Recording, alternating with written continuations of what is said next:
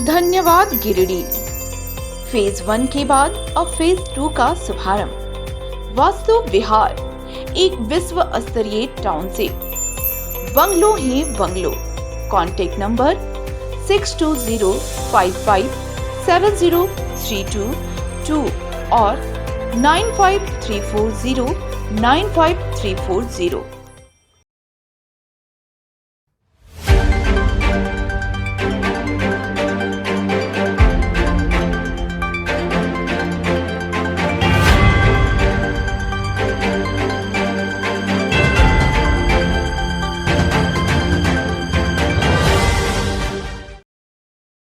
Headline sponsored by देश के लिए आर्मी, घर के लिए टफकॉन टीएमटी। एक ही बात, टफकॉन टीएमटी, अब इंडिया बनेगा एक्स्ट्रा टफ। इलेक्ट्रिक उपकरणों में 38 वर्ष पुराना नाम अनीता इलेक्ट्रिक स्टोर और अब नए रूप व क्लेवर में आपकी सेवा में तत्पर है। हमारा पता बाभनटोली मोड़, गिरिडीह। हड्डी व नस से जुड़ी समस्या हो या फिर जनरल बीमारियां, इसके उपचार के लिए बिना समय गंवाए पहुंचे पावित्री हॉस्पिटल। हमारा पता कॉलेज मोड़ के निकट रेलवे ओवरब्रिज की पूरब की ओर, सिहोडी, गिरिडीह। प्रदीप इलेक्ट्रिक स्टोर्स की नई पेशकश प्रदीप सेल्स। विश्व स्तरीय fancy lights, electronic items, Damro का फर्नीचर समेत अन्य इलेक्ट्रिक उत्पाद। पता मकतपुर रोड, गिरिडीह। गिरिडीह में बेहतर चिकित्सा सेवा के लिए पहुँचे नवदीप नर्सिंग होम। हमारा पता बिशनपुर, पचम्बा रोड, गिरिडीह, पचम्बा थाना के निकट।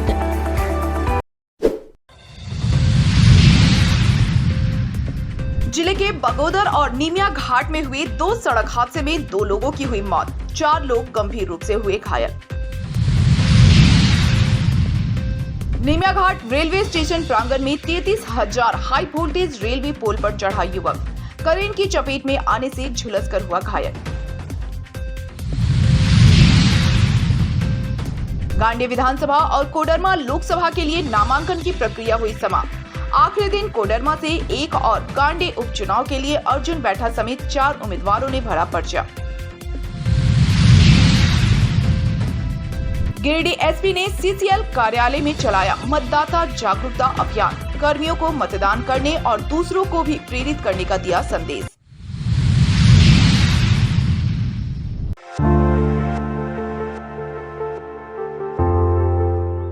गिरिडीह जिले के नीमिया घाट थाना क्षेत्र के कर्मा डोंगरी में नशे में धुत ऑटो चालक की लापरवाही में एक महिला की दर्दनाक मौत हो गई, जबकि 4 लोग घायल हैं। घटना के बाद मौके पर अफरा तफरी मच गई। स्थानीय लोगों द्वारा तत्परता दिखाते हुए सभी को डुमरी रेफरल अस्पताल ले जाया गया, जहां चिकित्सक ने महिला को मृत घोषित कर दिया और 4 घायलों को प्राथमिक उपचार के बाद धनबाद रेफर कर दिया।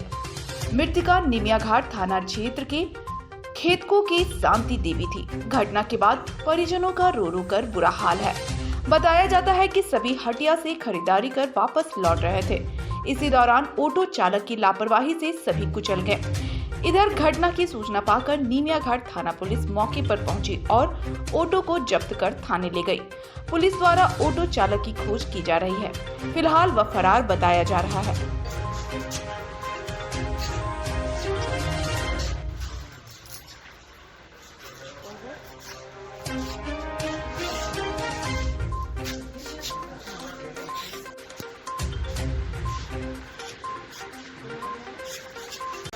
क्या मामला है?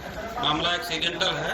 ये शांति देवी है, कर्मा टोंगरी की रहने वाली है। आज हटिया का दिन था। नीमिया घाट स्टेशन में हटिया लगता है। ये और इनकी बेटी कुल मिला के 5 लोग ये लोग हटिया जा रहे थे और इसी क्रम में खेतको बस्ती के सामने अपोजिट से आ रहे हैं ऑटो, जो कि लापरवाही शराब पिया हुआ है। सुबह से ही लोग बता रहा है कि शराब पिया हुआ करके चल रहा था। वो आगे से आया और सामने से एकदम धक्का मार करके ऑटो लेते हुए गड्ढा में गिर गया और 5 का 5 बुरा तरह से जख्मी हो गया। और जो सीरियस केस में थी शांति देवी, वो रास्ते में आते समय ही डेथ कर गए। बाकी 2 लोगों को रेफर किया गया है धनबाद PMCH। वहाँ से एक आदमी को रेफर कर दिया गया है फिर सब ऑटो में सवार थे। हाँ, सवार नहीं थे, ये लोग पैदल जा रहे थे। ऑटो वाला मारा, सामने से आकर के मार दिया, पीछे से नहीं, सामने से आकर के मारा।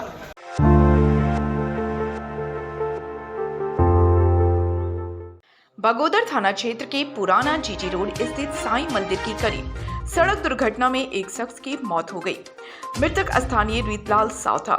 घटना को लेकर मिली जानकारी के अनुसार रीतलाल साव प्रत्येक दिन की भांति आज भी अहले सुबह घर से मंदिर की साफ सफाई के लिए जा रहा था। इसी दौरान अज्ञात वाहन ने उसे रौंद दिया।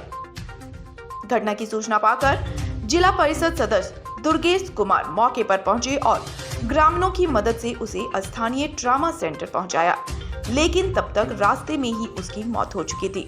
घटना की जानकारी पर पूर्व विधायक नागेंद्र महतो भी मौके पर पहुंचे और घटना पर अपना दुख प्रकट किया। इस दौरान उन्होंने दोषी को चिन्हित कर कार्रवाई करने की मांग की। इधर घटना को लेकर पुलिस सीसीटीवी फुटेज से वाहन की पहचान कर रही है। जी बताइए। आज बगोदर साईं मंदिर के सामने के रहने वाले रीतलाल साव, जिनका उम्र लगभग 65 वर्ष होगा, वो सुबह सुबह अपने घर से सड़क पार कर रहे थे, जिसके बीच एक विपरीत दिशा से आ रही कोई गाड़ी थी, जो लोग कह रहे हैं कि मुर्गी वाला गाड़ी था, पता नहीं कौन सी गाड़ी।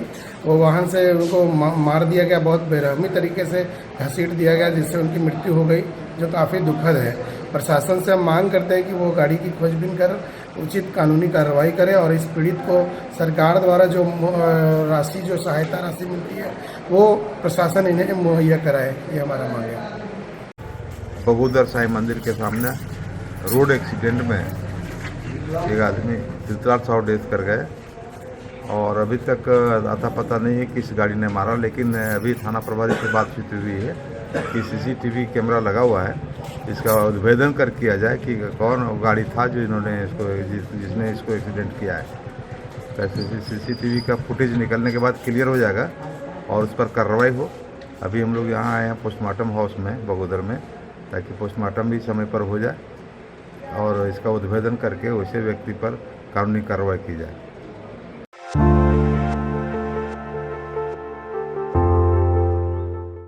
गांडी विधानसभा उपचुनाव में शुक्रवार को नामांकन के अंतिम दिन आजसू के केंद्रीय सचिव अर्जुन बैठा ने निर्दलीय प्रत्याशी के रूप में अपना नामांकन पत्र दाखिल कर चुनावी सरगर्मी बढ़ा दी है। नामांकन के अंतिम दिन अपने समर्थकों के साथ वो समाहरणालय पहुंचे और निर्वाची पदाधिकारी सह जिला आपूर्ति पदाधिकारी गुलाम समदानी के समक्ष अपना नामांकन पर्चा दाखिल किया।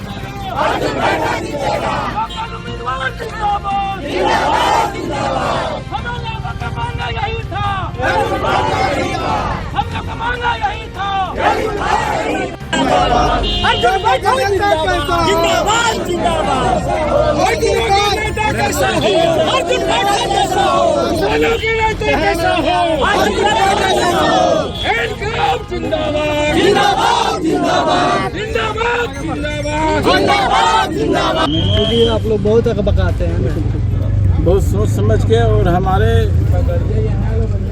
माननीय केंद्रीय अध्यक्ष माननीय सुदेश महतो, केंद्रीय आशु के पूरे केंद्रीय कमेटी को मैं धन्यवाद देता हूँ।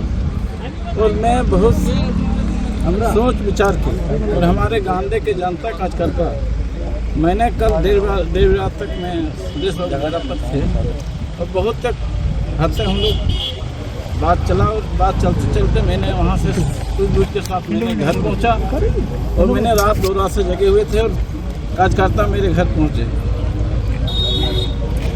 क्या हुआ था बैठक में, क्या हुआ था? निर्णय में यही हुआ कि हम लोग 2024 में सोचेंगे, आपके विचार रखेंगे, लेकिन कार्यकर्ता का मन जो उत्साह था मैंने नहीं रोक पाया और पार्टी से मैंने इस्तीफा देता हूँ और पूरे विधानसभा मेरे इस्तीफा दिया है। कितने लोग इस्तीफा दिए? पूरे गांधी विधानसभा सभी प्रखंड कमेटी पूरे कार्यकर्ता सभी मतलब आंसू वहाँ से इस्तीफा दे चुके हैं, आंसू के कार्यकर्ता तुम भी बोल रहे हो क्या? और कहीं न कहीं भूल चूक मैंने माननीय सुदेश महतो को मैं सम्मान करता हूँ, यदि हमसे कुछ भूल हुई है उसका मैं चूक मानता हूँ, लेकिन कहीं न कहीं पार्टी का जो शेमूल इंडिया गठबंधन के साथ हम लोग का साथ था, ये आप लोग भी जानते हैं। जब इंडिया गठबंधन हम लोग साथ में थे, जब हमारे अध्यक्ष माननीय अध्यक्ष बाबूलाल मरांडी जब आए थे लेदा में, तब देखेंगे आप लोग की भारतीय जनता पार्टी का झंडा था कि आंसू का झंडा नहीं रहना, आंसू का कार्यकर्ता को कहीं बुलाया गया। तो आपने अभी आपने किस सिंबल से नामांकन किया? मैं निर्दलीय सिंबल से, मैं साथ ही साथ कल भी नॉमिनेशन था, हम लोग को कहीं नहीं सूचना दिया। इंडिया गठबंधन माननीय सुदेश लोग साथ है, लेकिन गांधी विधानसभा नहीं था और गांधी लोग को लोकसभा में कोरबा में नहीं था। उपेक्षा कर रही थी। चलते हम लोग आज पार्टी छोड़े हैं और माननीय सुदेश को मैं अपने से बधाई देता हूँ। पार्टी बहुत संगठन बहुत मजबूत चीज होता है और मेरा कार्यकर्ता मजबूत है। विश्वास दिलाता हूँ कि हम लोग गांधी विधानसभा में बाहरी ना चल, गांधी विधानसभा को बचाना है। हम लोग का नारा था, वही नारा के साथ हम लोग चुनाव लड़ेंगे और जनता का विचार और विश्वास है कि गांधी में हमको आगे बढ़ेगा और हम दोनों को पस्त करेंगे, हम आगे बढ़ेंगे। गांधी में इस बात को लेकर चर्चा क्यों है कि आपको ईडी गठबंधन के द्वारा खड़ा किया गया? अर्जुन जी, ईडी गठबंधन के द्वारा खड़ा किया गया, उसके इशारे में खड़ा किया गया है आपको? पहले भी बोले थे आपको इंडिया गठबंधन यदि बोला है कि उन्हें नहीं, चर्चा है, मुझे कुछ नहीं बोला गया, चर्चा है गांधी में इस बात को लेकर। गांधी विधानसभा में चर्चा पहले था कि भारतीय जनता पार्टी की हमको बेच दिया, सभी ने बोला बेच रहा है, जेएमएम बेच रहा है, लेकिन कार्यकर्ता को मेरा जनता को कोई नहीं बेच सकता है। गांधी विधानसभा एक है, एक रहेगा, कोई बेचने लायक नहीं, कोई खरीद नहीं सकता गांधी जनता को। भाजपा की अपेक्षा के कारण आपने इस कदम उठाए हैं। धन्यवाद। चलिए, बता दें कि एक तरफ जहां पहले ही नामांकन कर पूर्व सीएम हेमंत सोरेन की पत्नी कल्पना सोरेन चुनावी मैदान में पूरा दमखम दिखा रही हैं, वहीं भाजपा प्रत्याशी के रूप में दिलीप वर्मा भी गांधी उपचुनाव के रन में जी तोड़ मेहनत कर रहे हैं। ऐसे में अब अर्जुन बैठा ने निर्दलीय उम्मीदवार के रूप में अपना नामांकन कर सीट को और हॉट बना दिया है। अर्जुन बैठा के मैदान में उतर जाने से वोट में जबरदस्त बिखराव होने की संभावना है। अब 20 मई को मतदान कर जनता किसके से गांधी का ताज पहनाएगी, ये आगामी 4 जून को ही मालूम चलेगा। लेकिन अर्जुन बैठा ने चुनावी समर में कूदकर मुकाबले को बेहद ही दिलचस्प बना दिया है। बता दें कि अर्जुन बैठा के चुनाव लड़ने का सीधा असर एनडीए गठबंधन पर होगा। अब देखना होगा जनता किस ओर अपना रुझान दिखाती है। कुर्सी की इस बड़ी लड़ाई में किसी क्षेत्र के प्रतिनिधित्व का मौका देती है। ब्यूरो रिपोर्ट, समृद्धि समाचार, गिरिडीह।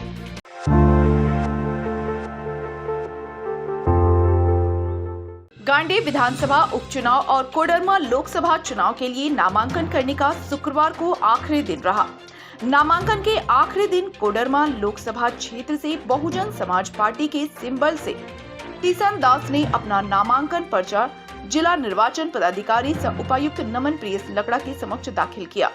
वहीं गांधी विधानसभा उपचुनाव के लिए आजसू से बगावत कर अर्जुन बैठा के अलावे 3 अन्य प्रत्याशियों ने अपना नामांकन पर्चा दाखिल किया। गांधी विधानसभा उपचुनाव के लिए निर्दलीय प्रत्याशी के रूप में शहादत अंसारी व कौसर आजाद और राष्ट्रीय समानता दल से ताहिर अंसारी ने निर्वाची पदाधिकारी डीएसओ गुलाम समदानी के समक्ष अपना नामांकन पर्चा दाखिल किया। गांधी विधानसभा उपचुनाव में अब तक कुल 10 प्रत्याशियों ने अपना नामांकन पर्चा दाखिल किया है। वहीं कोडरमा लोकसभा निर्वाचन के लिए नामांकन के आखिरी दिन तक 8 प्रत्याशियों ने नामांकन पर्चा भरा है। अब कोडरमा लोकसभा और गांधी विधानसभा निर्वाचन के लिए दाखिल पर्चा का स्क्रूटनी किया जाएगा। वहीं प्रत्याशियों द्वारा 6 मई तक नाम वापसी की जा सकती है। इसके बाद तय होगा कि कोडरमा लोकसभा और गांधी विधानसभा उपचुनाव में कितने प्रत्याशी चुनाव मैदान में खड़े हैं।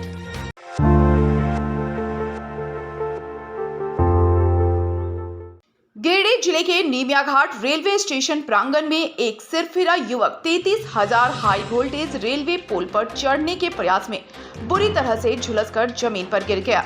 घटना के बाद आनन फानन में बेहोशी की अवस्था में डुमरी रेफरल अस्पताल ले जाया गया, जहां प्राथमिक उपचार के बाद उसे धनबाद रेफर कर दिया गया।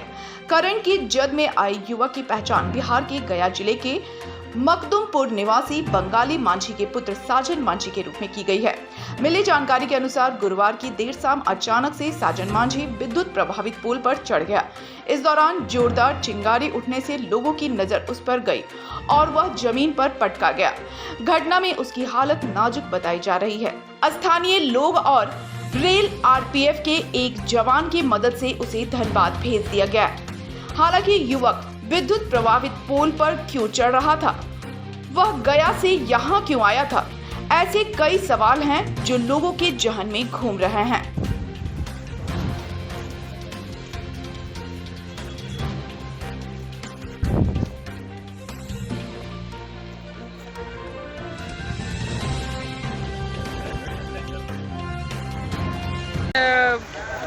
मुझे सूचना मिली थी कि एक एक्सीडेंट में एक महिला डेथ कर गई जो कर्मा टोंगरी की रहने वाली है। मैं यहाँ पर आया डुमरी रेफरल अस्पताल, वहाँ देखते हैं एक बर्निंग केस भी है पड़ा हुआ है। तो एम्बुलेंस पूरा देखे सीरियस पेशेंट है, उसको एम्बुलेंस वाले को इन लोगों को थाना वाला को पूछे तो बोले नहीं, एम्बुलेंस को बोले हैं, प्रभारी बोले तो एम्बुलेंस आ रहा है। एम्बुलेंस आया लेकिन उसके साथ जाने वाला कोई नहीं था, वो बाहर का रहने वाला है जो आधार कार्ड के अनुसार वो गया के रहने वाला है। बहुत मतलब दिक्कत में था, परेशानी और केस पूरा क्रिटिकल है। इंस्पेक्टर से बात हुई जीआरपी, तो अभी एक जीआरपी पुलिस को भेजा है साथ में जो धनबाद रेफर किया गया। मैडम ये घटना कैसे हुई थी, पता चल पाया है क्या? देखिए बोल रहे पोल खुटा में चढ़ गया था रेलवे का।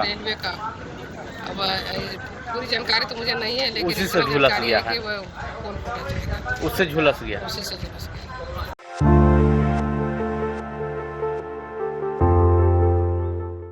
गिरिडीह जिले में मतदाता जागरूकता अभियान चलाया गया। इसी कड़ी में शुक्रवार की शाम को पुलिस अधीक्षक दीपक कुमार शर्मा के नेतृत्व में सीसीएल महाप्रबंधक कार्यालय परिसर में जागरूकता अभियान चलाया गया। यहां सीसीएल कर्मियों को मतदान के लिए प्रेरित किया गया। एसपी ने उपस्थित कर्मियों को कहा कि खुद भी मतदान करना है और आसपास के लोगों को मतदान करने के लिए प्रेरित करना है। यहां एसपी ने उपस्थित कर्मियों से मतदान के लिए शपथ भी दिलवाया। इस क्रम में सीसीएल गिरिडीह एरिया के महाप्रबंधक बाबस चौधरी ने भी मतदान करने के लिए सभी को प्रेरित किया। इस दौरान सदर एसडीपीओ विनोद रवानी, सीसीएल गिरिडीह के परियोजना पदाधिकारी SK Singh, sergeant major Rajesh Ranjan, Mufassil थाना प्रभारी श्याम किशोर प्रसाद, सीसीएल के पदाधिकारी अनिल पासवान, एनके सिंह, सम्मी कपूर, आरपी यादव, श्रवण कुमार, राज्यवर्धन समेत कई पदाधिकारी व कर्मी मौजूद थे।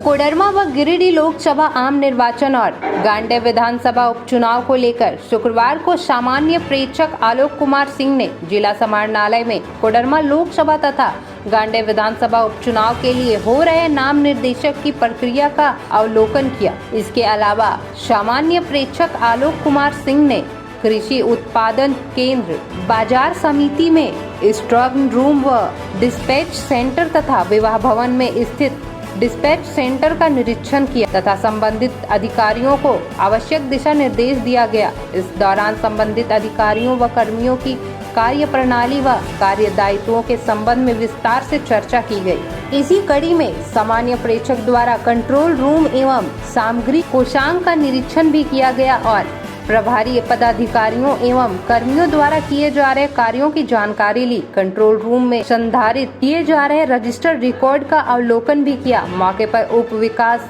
आयुक्त, उप निर्वाचन पदाधिकारी, जिला नियोजन पदाधिकारी, संबंधित कोषांग के अधिकारी समेत निर्वाचन के अधिकारी और कर्मी उपस्थित थे।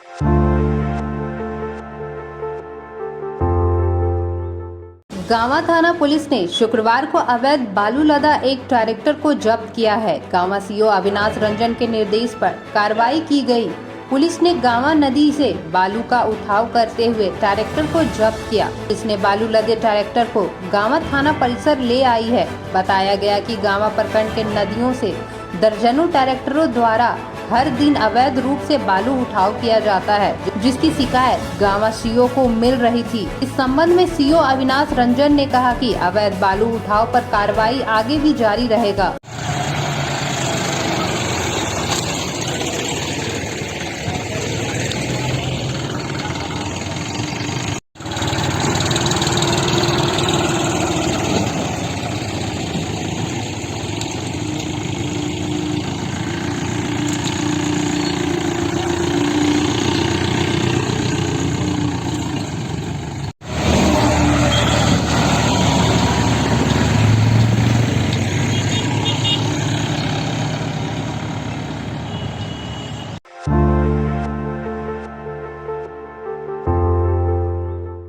झारखंड सरकार स्कूली शिक्षा एवं साक्षरता विभाग द्वारा प्रचंड गर्मी और लू से छात्रों पर पड़ने वाले प्रतिकूल प्रभाव की आशंका को ध्यान में रखते हुए केजी से 8वीं तक की कक्षाएं अगले आदेश तक बंद करने का आदेश जारी किया है।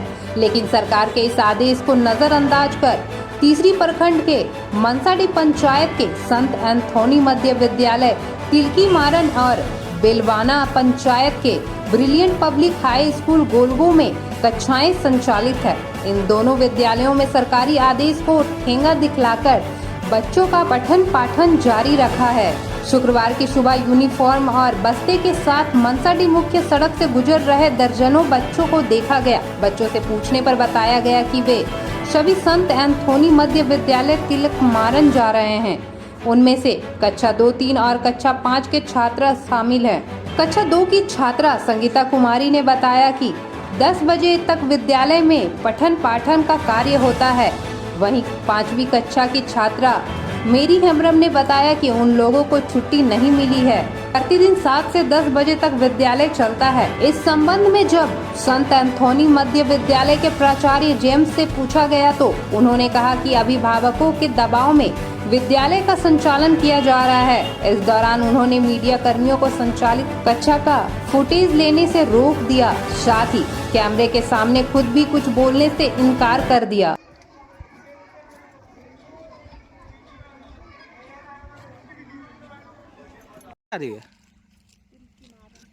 स्कूल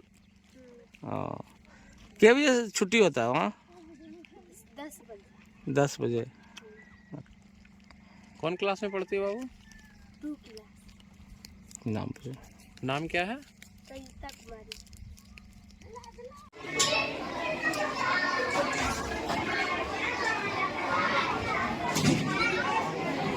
गाड़ी चालक लगा हुआ था मेरा, पहले भी एक बार इसका भेज चुके हैं, बीच में चोरी हो गई थी, इस बार लगवाएंगे गाड़ी चालक।